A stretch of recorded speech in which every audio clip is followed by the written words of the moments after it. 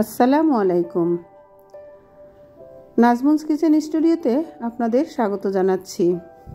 আজ আমি আপনাদের সামনে অপরাজিতা ফুলের চা ম্যাজিক চার রেসিপি নিয়ে হাজির হয়েছি। এই রেসিপিটি ভালো লেগে থাকলে অবশ্যই সাবস্ক্রাইব করে পাশে থাকবেন। আজকে এই রেসিপির সাথে সাথে অপরাজিতা চায়ের গুণাগুণ সম্পর্কেও আলোচনা করব। তাহলে চলুন ভিডিওটি দেখে নেওয়া যাক। আমি এখানে 4 থেকে 5টি অপরাজিতা ফুল নিয়ে নিয়েছি।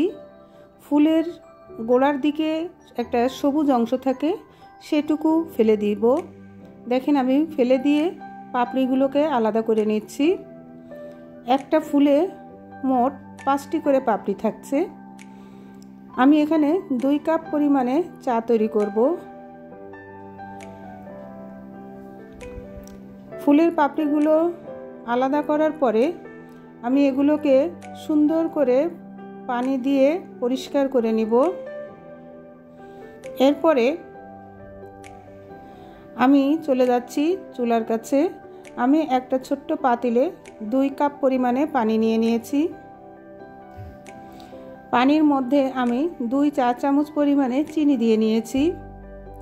পানিটা যখন ভালো করে ফুটে গিয়েছে, ঠিক তখন আমি অপরাজিতা ফুলের এই যে পাপড়িগুলো আমি আগে থেকে বেছে নিয়েছি, ধুয়ে পরিষ্কার করে রেখেছি, সেটাকে দিয়ে দিলাম।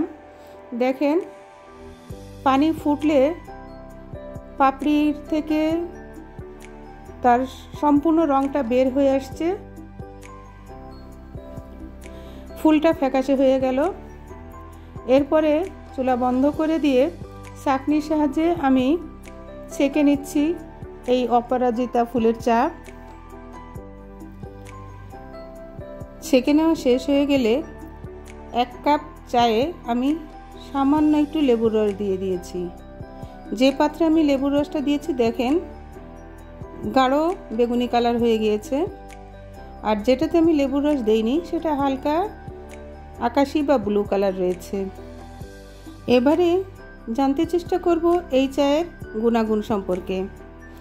এই চা স্মৃতিশক্তি বৃদ্ধি করে, লিভার সুরক্ষা করে, মেটাবলিজম বৃদ্ধি পায়, কোলেস্টেরলের মাত্রা কমায়, স্ট্রেস, ডায়াবেটিক্স, অ্যাজমা, ক্যান্সার প্রতিরোধ করে। আশা করি ভিডিওটি আপনাদের ভালো লেগেছে। আমার এই ভিডিওটি ভালো লেগে থাকলে প্লিজ আমার এই চ্যানেলটি সাবস্ক্রাইব করবেন এবং ভিডিওটি কেমন লাগলো আমাকে সেটা লাইক কমেন্ট করে জানাবেন, কারণ আমি আপনাদের কমেন্টের অপেক্ষায় থাকি। আল্লাহ হাফেজ।